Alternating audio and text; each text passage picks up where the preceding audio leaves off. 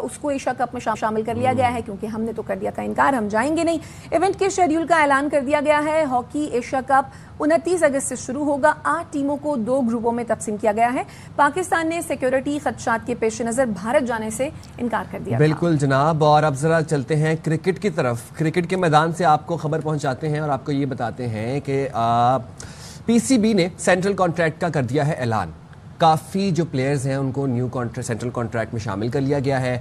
उसके बाद अब अगर आपको ये बताएं कि कोई भी खिलाड़ी ए कैटेगरी में अपनी जगह नहीं बना सका। बाबर और रिजवान ए से आई गेस बी कैटेगरी में आए हैं, एक कैटेगरी तनज़ुली का शिकार हुए। तो आपको बताते हैं कि बाबर आजम और मोहम्मद रिजवान की तनज़ुली हुई, दोनों ए से बी कैटेगरी में आए। मजमूई तौर पर 30 जबकि 12 नए प्लेयर्स को कॉन्ट्रैक्ट दिए गए और परफॉर्मेंस की बुनियाद पर कैटेगरी बी, सी और डी में 10-10 खिलाड़ी रखे गए हैं। तो इस पर बात करने के लिए हमारे साथ मौजूद हैं नुमाइंदा खुसूसी स्पोर्ट्स शाहिद हाशमी। जब कोई खिलाड़ी सेंट्रल कॉन्ट्रैक्ट में एक कैटेगरी हासिल नहीं कर सका, तो अब क्या ये समझा जाए कि पीसीबी ने एक कैटेगरी बिल्कुल सिरे से ही खत्म कर दिया है? नहीं, खत्म नहीं की। उन्होंने एक तरह से मैसेज दिया है, वार्निंग दी है कि प्लेयर जो है उनकी परफॉर्मेंस इतनी अच्छी नहीं रही पिछले 1 साल में, तो टीम की परफॉर्मेंस भी इतनी अच्छी नहीं रही कि कोई भी ए कैटेगरी का अहल नहीं है। ये थोड़ी सख्त वार्निंग है। हालांकि पूरी दुनिया में जितने भी क्रिकेट बोर्ड्स हैं वो खिलाड़ियों की जो इंडिविजुअल परफॉर्मेंस होती है उसकी बेसिस पर कॉन्ट्रैक्ट देते हैं। टीम के जो रिजल्ट होते हैं वो उसको इतना काउंट नहीं करते। लेकिन ये भी बात है कि पूरी दुनिया में किसी भी टीम के इतने खराब रिजल्ट नहीं आए जितने पाकिस्तान के हैं। टेस्ट क्रिकेट में हम वेस्ट इंडीज जैसी टीम से हार गए, वर्ल्ड टेस्ट चैंपियनशिप में हम 90 नंबर पर आए, जनूबी अफ्रीका में हम दोनों टेस्ट मैच हार गए। ऑल्दो के हमने इंग्लैंड को अपने मुल्क में शिकस्त दी, लेकिन ओवरऑल हमारा टेस्ट का रिजल्ट इतना अच्छा नहीं रहा। फिर ओडीआई क्रिकेट में हम अच्छा खासा चलते चलते एकदम से लड़खड़ा गए। हम चैंपियंस ट्रॉफी में पहले राउंड से बाहर हो गए। हम न्यूजीलैंड से 3-0 हार गए। हम वेस्ट इंडीज से सीरीज हार गए, 34 साल बाद सीरीज हारे। T20 में भी हमें हमारी परफॉर्मेंस इतनी अच्छी नहीं रही।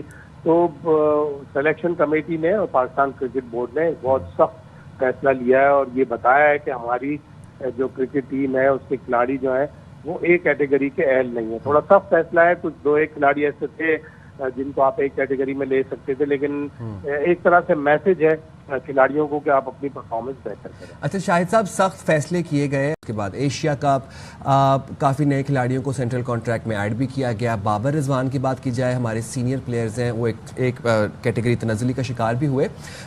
दो रुख हैं तस्वीर के। क्या लगता है आपको कि टीम का मोराल जो है नए खिलाड़ियों को सेंट्रल कॉन्ट्रैक्ट मिलने से बुलंद होता देख रहे हैं, या फिर बाबर और रिजवान को जिसको हम सजा तस्वुर कर रहे हैं एक कैटेगरी तनज़ुली मिली है उससे टीम का मोराल शेक भी हो सकता है?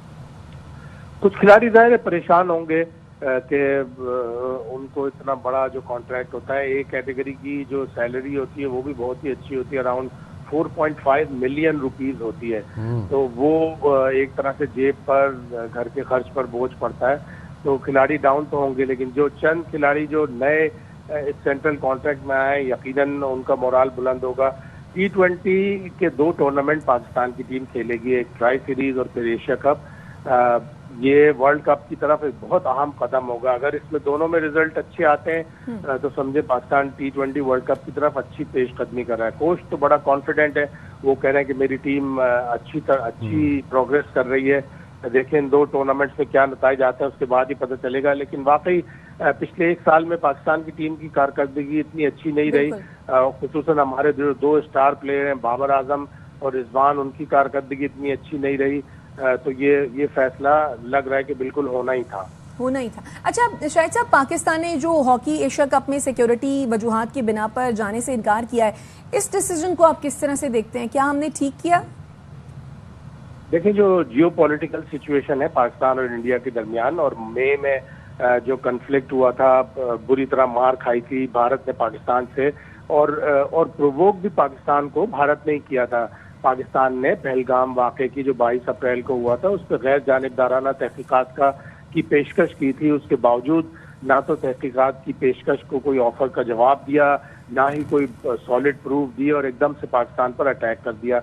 पाकिस्तान ने जवाब में रिसेंटली लेजेंड्स चैंपियनशिप की हरकत भी किया इन्होंने। जी हाँ, आप क्या कह रहे हैं? मैंने कहा शायद साहब ये जो रिसेंटली भारत ने लेजेंड्स चैंपियनशिप की हरकत की, जो मैच छोड़ के चले गए, इवेंट छोड़ दिया। वो भी जाहिर है, वो हमेशा पॉलिटिक्स और स्पोर्ट्स को मिक्स करते हैं, लेकिन मई के एंड में या शायद जून जुलाई में हमारे जो चीफ रिपोर्टर हैं अजहर फारूक, उन्होंने खबर दी थी कि हुकूमत ने फैसला किया है कि हम अपनी हॉकी की टीम नहीं भेजेंगे, और वाकई हालात ऐसे हैं कि टीम नहीं भेजनी चाहिए थी।